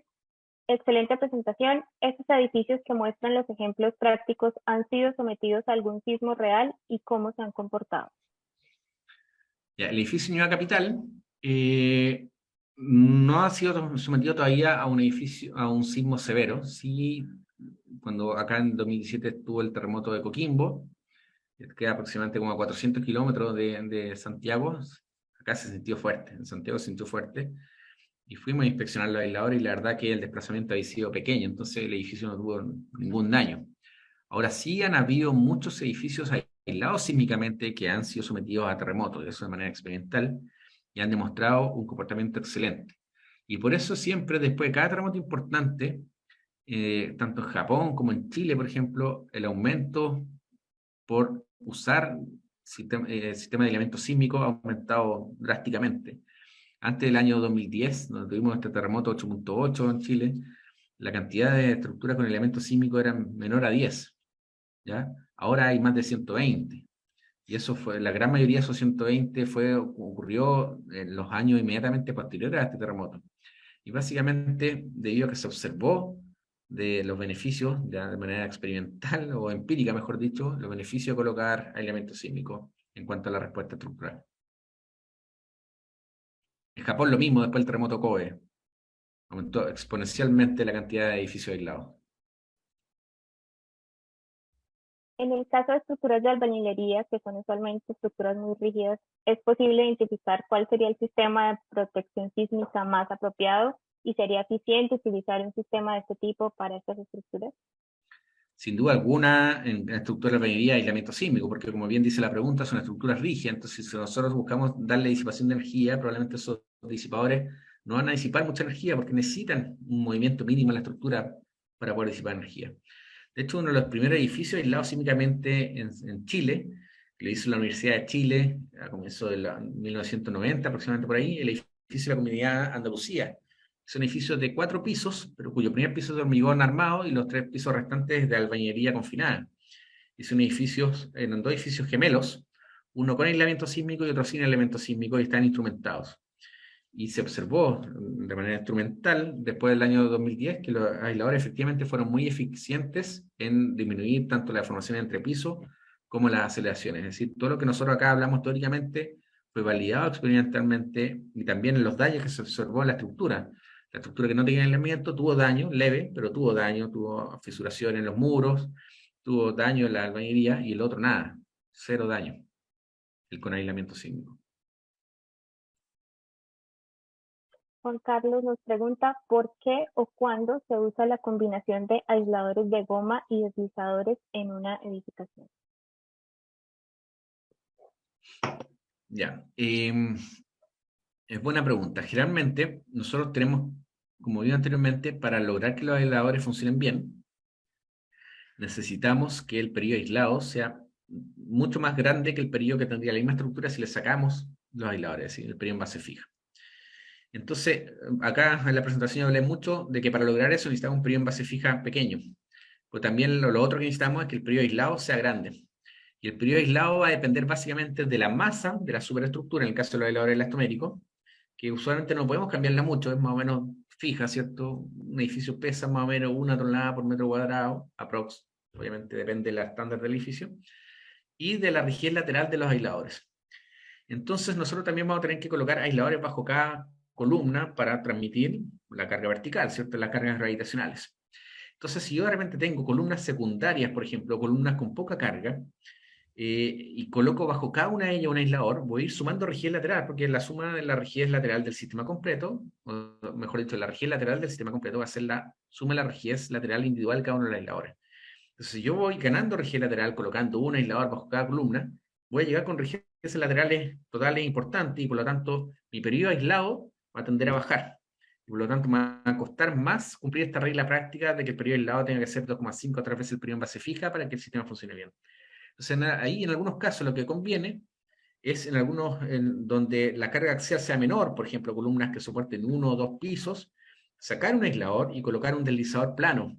El deslizador plano no tiene fuerza restitutiva, no tiene rigidez lateral. De hecho, yo un deslizador plano llego y lo deformo lateralmente, esto no va a tratar de capturar o volver a su deformación original, que es la definición de rigidez, ¿cierto?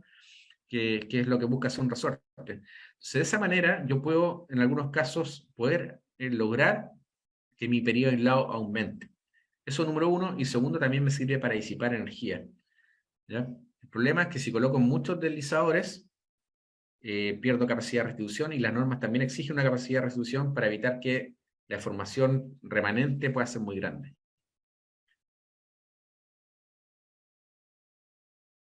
Para finalizar, vamos a contestar la pregunta de Fabricio Yepes. ¿Qué tan sensibles son los aisladores ante un cambio importante en la masa reactiva del edificio por un cambio de uso o presencia de masas muertas y vivas inesperadas, o ante una subestimación del peligro sísmico de BE y MCE? Muy buena pregunta. Son dos preguntas, o sí.